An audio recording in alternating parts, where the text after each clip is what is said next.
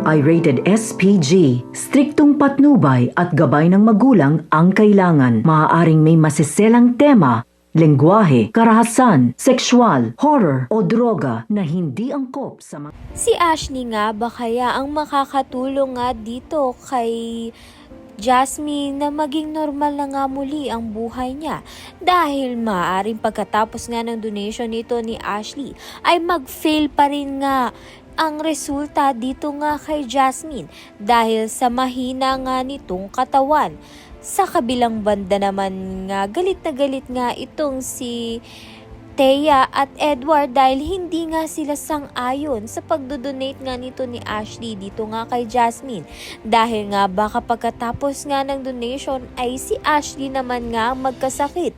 Dahil nga kakatapos nga lang nito ni Ashley sa aksidente nang itakas nga at subukan ngang itakas ni Thea ito ngang si Ashley.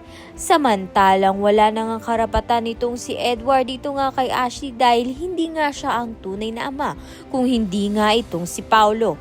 Kaya naman nga't yan at iba pa ang dapat nating pakaabangan. Maraming salamat sa iyong panunood.